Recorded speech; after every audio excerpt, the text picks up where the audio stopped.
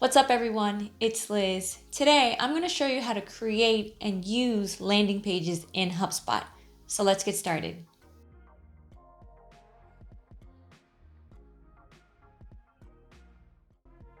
Okay, so the first thing we're going to do is we're going to go up here, we're going to click on this marketing drop down, and I'm going to go down to landing pages. Then from here, I'm going to go up to the top right and I'm going to click on create. And it's going to ask you again if you want to create a landing page or a website. If you've done this before, you'll see this page. So I'm going to click landing page. From here, you're going to name your page.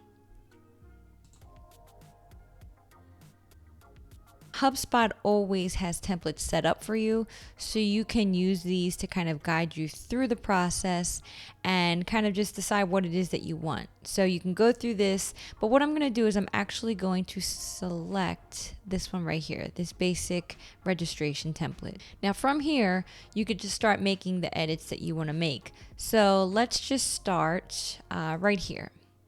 In this area, you can actually select a form that you've already created. So if you've seen my video on how to create forms in HubSpot, then this is going to make sense. If not, make sure that you check that out first if you don't know how to make forms. Because I already made a form, I can go over here on the left and I can actually select the form I already created, which is my contact form.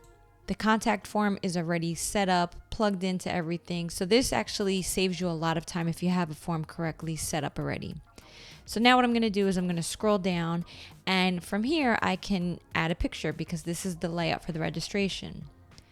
So what I'm going to do is I'm going to go over here on the left and hit replace, and I'm going to select the picture that I want to select. Now I want to show you something, because if I would have uploaded this directly from my computer, it would have looked a little bit differently, and here's what I mean. Sometimes it'll do this where it'll automatically upload to the exact width and height. And this is what it would have looked like from the start. So I just want to point that out, because all you have to do is just click on the picture, go to the left, and over here where it says size, you could just adjust automatically. You want to also think about what your alternate text is going to be. So from here, I'm just going to say HubSpot Masterclass.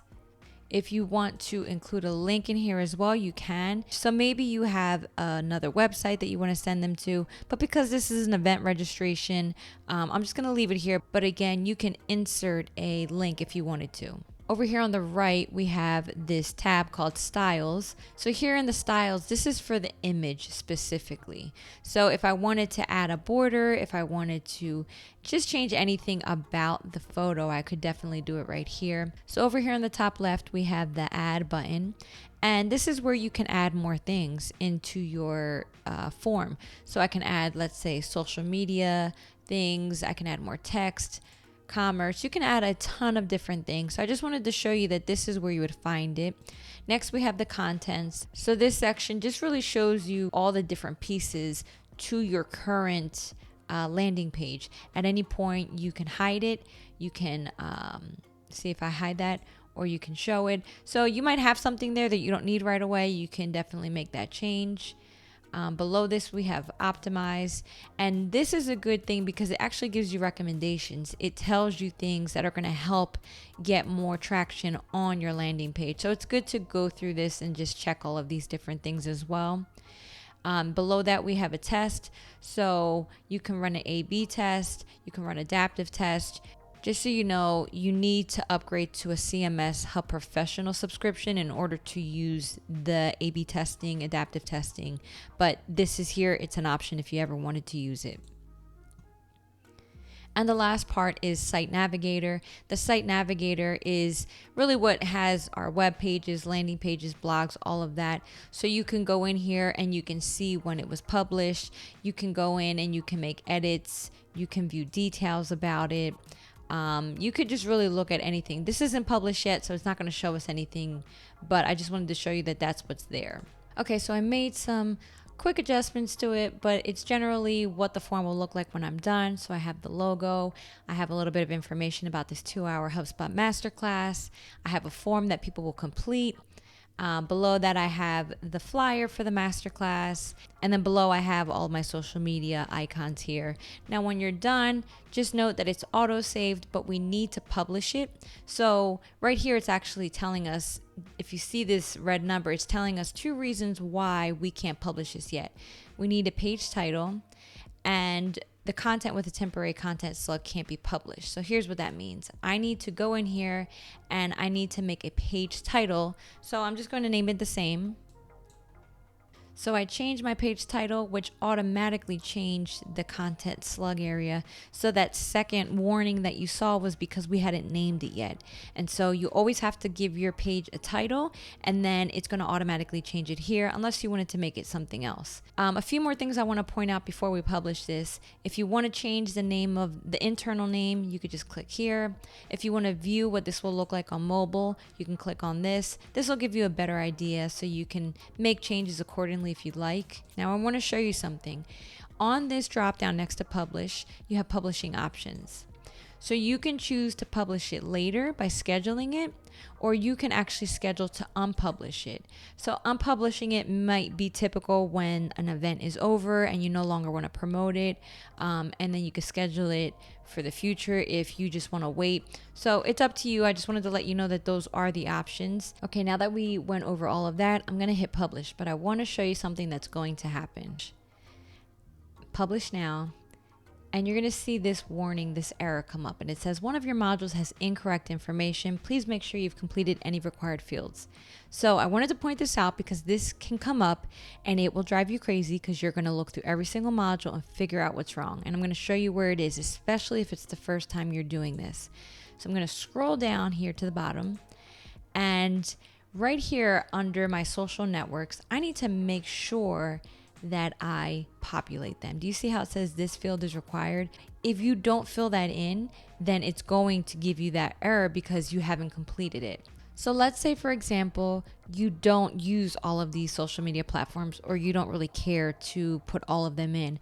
All you would have to do is go over here on the right of each one, and let's say I want to delete Facebook and delete Twitter, and I only want to keep Instagram. Maybe you want to add a different one, so I'll just do LinkedIn while I'm here. So as I add these in, I just want to decide, do I want to open the link in a new window? I like doing that, especially if I want them to do registration. So I'll turn that on. And when I'm done with that one, I'll just X out of it. So now that I added these 3 and I made these changes, I'm going to go up to the top and hit publish. And you notice that now it published. So if you ever come across that issue, that's most likely the reason why, and it'll drive you a little crazy, but I hope that that one helped you. So now that we're done, we have our link. It's telling us that it's published. So I'm going to X out of here, and it'll give you the little link right here. So here it is, it's live. This is the landing page that we just made, and it also embeds the form that we made in another video. And if I scroll down, you see the flyer. Down here, if I were to click on Instagram, for example, it's going to open it in another window. And that's super important because you don't want to redirect somebody out of your registration form. So again, here's the form. They fill in the information, they're registered, and that's going to show up into your HubSpot account. If you ever need to make edits to your landing page, you would go back here again, marketing, right? We would go to landing pages. You can hit edit. You can also clone it if you want to make something similar, and then you have more options, view details, all of that. I just want to point out one thing. Just if I were to make, let's say, a little change, right? Up here, it'll say save, but then you'll notice that this now says update. So it'll update it and make sure that whoever views that registration link is going to get the updated version immediately. So I just wanted to point that out. But that's it. That's how we create a landing page in HubSpot. It's really, really simple. It's very useful. If you guys have any questions, just put it in the comments section and I will be happy to answer them for you. And that's it. Make sure you subscribe to my YouTube channel for more helpful tips and tricks. Until next time, ciao.